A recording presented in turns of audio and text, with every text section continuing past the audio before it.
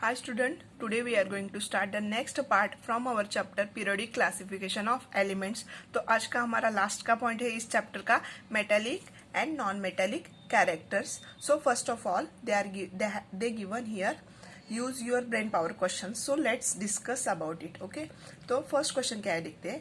Look at the elements of the third period. Classify them into metals and non-metals.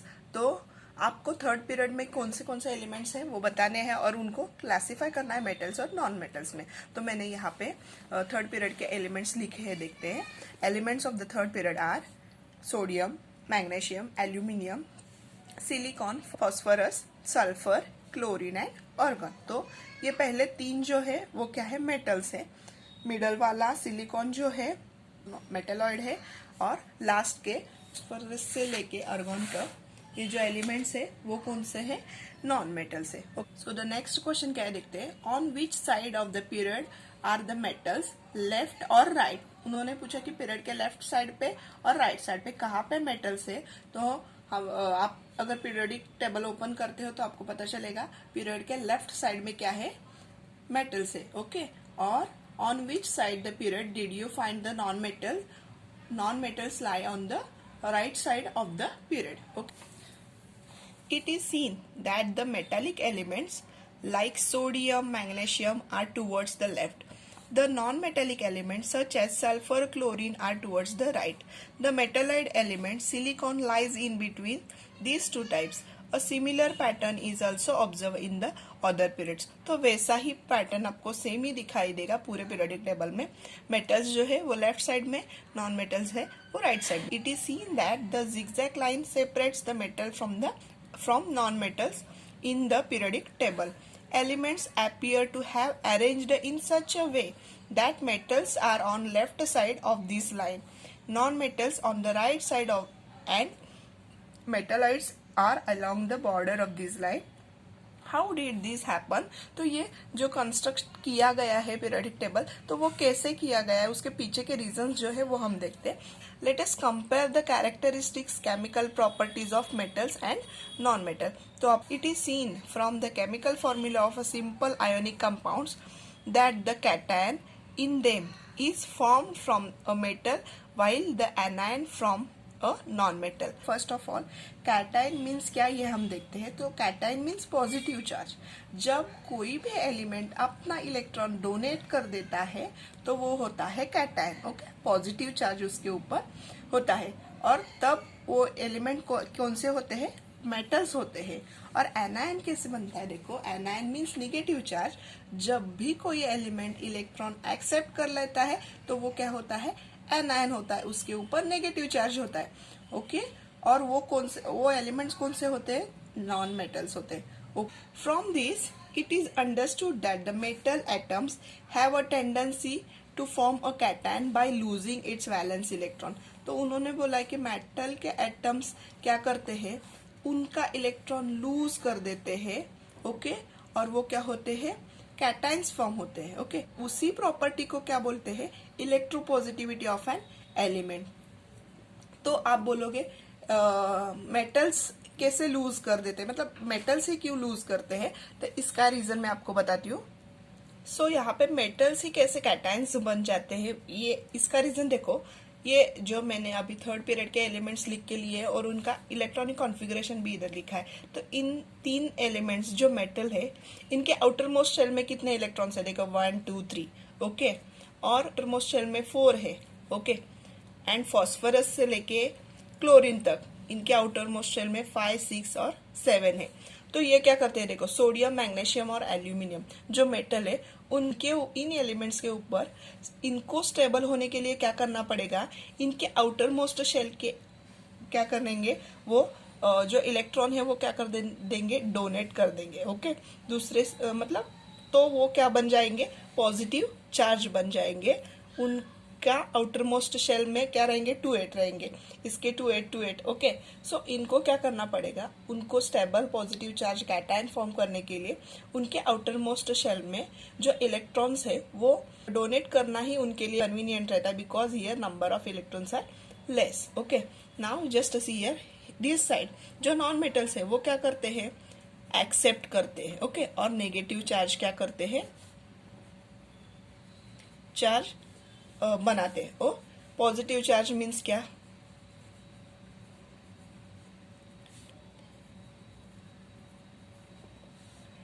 तो यहाँ पे जो phosphorus sulphur chlorine है, तो ये क्या करेंगे, इनके आउटर मोस्ट शेल में ऑलरेडी 5, 6 और 7 है, तो ये क्या करते हैं, इनको इतने सारे इलेक्ट्रॉन्स डोनेट करना कन्वीनियंट नहीं, वो एक्सेप्ट कर लेते हैं और वो एनायन स्टेबल हो जाते हैं, उनका ऑक्टेट क्या होता है, कंप्लीट होता है। On the other hand, an atom of a non metal has a tendency to form an anion by accepting electrons from the outside into its valence shell. We have already seen that the ions have a stable electronic configuration of a noble gas. और आपको पता है stable electronic configuration जिनका होता है वो क्या रहते हैं, noble gas रहते हैं। How is the ability to lose or accept the electrons in the valence shell determine, तो वो उनकी एबिलिटी कैसे डिटरमाइन की जाती है। All the electrons in any atom are held by the attractive force exerted on them by the positively charged nucleus. Electrons in the inner shell lie in between the valence shell and the nucleus. तो क्या होता है देखो, because of their presence the effective nuclear charge exerting an attractive force on the valence electrons is somewhat less than the actual nuclear charge. Thus the number of valence electrons in metal is small. Okay, तो मैंने अभी आपको दिखाया ना, इसके outer most shell में कितने number of electrons रहते हैं, 1, 2 या 3. Okay, also the effective nuclear charge exerting attractive force on the valence electrons is small. So as a combined effect of these two factors, metals have a tendency to lose the valence electrons to form the cations having a stable noble gas configuration. तो इसीलिए metals क्या करते हैं, हमारे उनके outer most shell में जो electrons है वो क्या करते हैं, लूज कर देते हैं और उनका फिर ऑक्टेट कंप्लीट हो जाता है to stable noble gas configuration. This tendency of an element is called as the electropositivity is the metallic character of that element. Or is see here downside on page number 26 they had given a chart. उन्होंने एक chart दिया है, ये हम पहले देखते हैं। तो यहाँ पे जो ब्लू ब्लॉक्स है वो सारे क्या है, मेटल्स है, येलो ब्लॉक्स में है वो सारे मेटलॉइड है, और जो ग्रे कलर में है वो क्या है, सारे नॉन मेटल्स है। तो क्या है देखते हैं, ऐसे देखेंगे तो हम पीरियड के बारे में, ये 3 फैक्टर्स जो है वो किस बारे में बताए गए हैं, पीरियड्स के बारे में। So just see in a period, जैसे जैसे आप लेफ्ट टू राइट जाते हो तो कौन से फैक्टर्स चेंज होते हैं, देखो डिक्रीज एटॉमिक रेडियस डिक्रीज होती है, increasing electronegativity and non metallic characters, तो non metallic characters and electronegativity क्या होती है, इंक्रीज होती है, और डिक्रीज क्या होता है, इलेक्ट्रोपॉजिटिविटी एंड मेटेलिक कैरेक्टर्स क्या होते हैं, डिक्रीज होते हैं।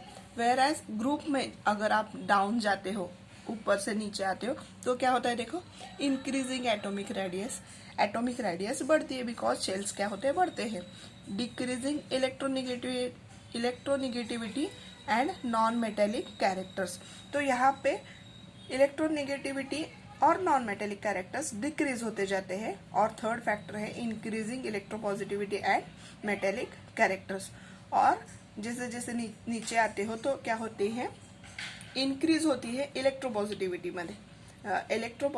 में एंड मेटेलिक कैरेक्टर्स के अंदर। Okay, the periodic trend is the metallic character of element is clearly understood from the position of the modern periodic table. Let us first consider the metallic character of elements belonging to the same group. While going down a group, new shell gets added. तो आपको ये पहले से ही पता है, एक same group में अगर देखा जाता है तो जैसे जैसे नीचे जाते हो तो एक शेल क्या होता है, ऐड होता है, resulting in an increasing the distance between the nucleus and the valence electron, और उसी की वजह से क्या होता है, जो न्यूक्लियस और वैलेंस शेल के बीच का डिस्टेंस है वो क्या होता है, इंक्रीज होता है। This results in lowering the effective nuclear charge and thereby lowering the attractive force on the valence shell, और इसी की वजह से क्या होता है, न्यूक्लियर का जो इफेक्टिव चार्ज रहता है वो क्या होता है, कम होता है वैलेंस शेल के ऊपर का. As a result of this the tendency of the atom to lose electrons increases. Also the penultimate shell becomes the outermost shell on losing valence electrons. The penultimate shell is a complete octet.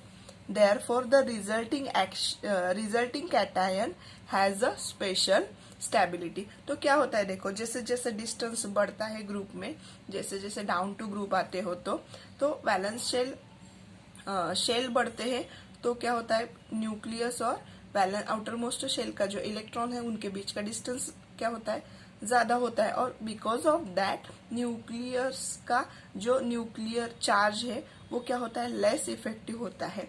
और उसी की वजह से क्या करते हैं, वो अपना इलेक्ट्रॉन लूज कर देते हैं मेटल्स. ओके, ड्यू टू उसी की वजह से उनका ऑक्टेट क्या होता है, वो कैटायन फॉर्म होते हैं. Due to this the tendency of the atom to lose electrons increase further the metallic character of an atom. It is the tendency to lose electrons. Therefore the following trend is observed. और उसी की वजह से ये following trend क्या हुआ, observe हुआ. The metallic character of the element increases while going down the group. Now going from left to right, तो जैसे जैसे लेफ्ट टू राइट जाते हो क्या होता है देखो पीरियड में, the outer most shell remains the same. तो आपको ये तो पता है कि जैसे जैसे लेफ्ट टू राइट जाते हो तो शेल तो सेम ही रहते हैं, बट क्या होता है, positive charge on the nucleus goes on increasing while the atomic radius goes on decreasing, and thus the effective nuclear charge goes on increasing. तो क्या होता है, पॉजिटिव चार्ज बढ़ता है एटम्स. ओके, वन से स्टेप बाय स्टेप बढ़ते हैं उनके आउटर मोस्ट शेल में जो इलेक्ट्रॉन्स रहते हैं वो, और एटॉमिक रेडियस क्या होती है, डिक्रीज होती है. न्यूक्लियर चार्ज क्या होता है, इंक्रीज होता है. As a result this tendency of an atom to lose valence electrons decreases within a period from left to right. और वैसे ही जैसे जैसे आप लेफ्ट टू राइट जाते हो तो एलिमेंट्स की आप उनके आउटर मोस्ट शेल में जो वैलेंस इलेक्ट्रॉन रहते हैं वो लूज करने की मतलब टेंडेंसी क्या होती है, कम हो जाती है जैसे जैसे लेफ्ट टू राइट जाते हो. ओके, तो वो क्या रहते हैं, नॉन मेटल्स रहते हैं. Two factors namely the increasing nuclear charge and decreasing atomic radius as we go from left to right within a period are responsible for increasing the effective nuclear charge. और कौन से दो factors है देखो, increasing nuclear charge and decreasing atomic radius. Okay, जैसे जैसे आप left से राइट जाते हो वही रिपीट होता है. यही दो वजह से क्या होता है, न्यूक्लियर चार्ज क्या होता है, इंक्रीज होता है. Therefore the valence electrons are held with the greater and greater attractive force. और उसी की वजह से वैलेंस इलेक्ट्रॉन के बीच में क्या होता है, उनके ऊपर ज्यादा से ज्यादा अट्रैक्टिव फोर्स एक्ट होता है. This is called electronegativity. This is called electronegativity of an atom. Due to increasing electronegativity from the left to right within a period, the ability of an atom to become anion by accepting the outside electrons goes on increasing. और उसी की वजह से क्या होता है देखो, जैसे जैसे पीरियड में आप लेफ्ट टू राइट जाते हो तो वो एक्सेप्ट करते हैं इलेक्ट्रॉन्स और क्या फॉर्म होता है, एनायन बन जाते हैं, एनायन फॉर्म होता है because of these factors. Okay, so the tendency of an atom to form anion or the electronegativity is the non-metal character of an atom. Always remember, मैं आपको थोड़ा दिया है, while going downwards in any group the electropositivity of elements goes on increasing while their electronegativity goes on decreasing. क्या होता है देखो, downwards कोई भी किसी भी ग्रुप के डाउनवर्ड्स आप आते हो, नीचे आते हो बॉटम पे, ऊपर से नीचे, तो क्या होता है उसकी इलेक्ट्रोपॉजिटिविटी क्या होती है, इंक्रीज होती है, और इलेक्ट्रोनेगेटिविटी क्या होती है, डिक्रीज होती है. Okay, goes on decreasing. Then next, while going from left to right, तो लेफ्ट टू राइट जाते हो तो क्या होता है देखो, in any period electronegativity of elements goes on increasing and electropositivity goes on decreasing. Okay, Now, larger the electropositivity or electronegativity of the elements, higher the reactivity. और अगर किसी भी एलिमेंट की इलेक्ट्रोपॉजिटिविटी अदरवाइज इलेक्ट्रोनेगेटिविटी लार्ज है, मतलब ज्यादा है, तो उसकी रिएक्टिविटी भी क्या होती है, ज्यादा होती है. Okay, now here use your brain power question. तो what is the cause of non metallic characters of elements? तो you can write like this. When any element shows tendency to accept और share electrons and forms negative charge, they are said to be electronegative. Non-metals are not electronegative. तो क्या होता है, कोई भी element क्या करता है, एक्सेप्ट करता है, अदरवाइज शेयर करता है. ओके, नेगेटिव चार्ज फॉर्म करने के लिए वो अगर एक्सेप्ट करता है और शेयर करता है इलेक्ट्रॉन, तो वो क्या रहता है, इलेक्ट्रोनेगेटिव रहता है. What is the accepted trend in the variation of non-metallic character of element from left to right in a period. तो आंसर आप ऐसे बता सकते हो, non metallic character increases from left to right in the period. तो हमने यहाँ पे देखा है नॉन मेटेलिक कैरेक्टर क्या होते हैं, इंक्रीज होते हैं from left to right. Next question, what would be the expected trend in the variation of non metallic characters of elements down a group? तो डाउन अ ग्रुप में आपको बताना है non metallic characters decreases as we move down a group. और जैसे जैसे आप group में डाउन जाते हो तो क्या होता है, नॉन मेटेलिक कैरेक्टर्स डिक्रीज होते हैं. Okay, gradation in halogen family. The group 17 contains the member of the halogen family. All of them have the general formula X2. The gradation is observed in their physical state down the group. Thus, fluorine F2 and chlorine Cl2 are gases. Bromine Br2 is a liquid, and while iodine I2 is a solid. तो आपको पता है आपके periodic table में 17 number का जो group 17 है वो क्या रहते हैं, हैलोजन फैमिली रहती है. और उसका जनरल फॉर्मूला X2 है, because fluorine, chlorine, bromine, iodine generally F2Cl2 हम क्या करते हैं, रिप्रेजेंट करते हैं. और उनके फिजिकल स्टेट में कैसे ग्रेडिएशन ऑब्जर्व होता है. फ्लोरीन एंड क्लोरीन क्या है, देखो गैसेस स्टेट में रहते हैं, तो ब्रोमीन लिक्विड स्टेट में और आयोडीन सॉलिड स्टेट में हमें ऑब्जर्व होता है. ओके.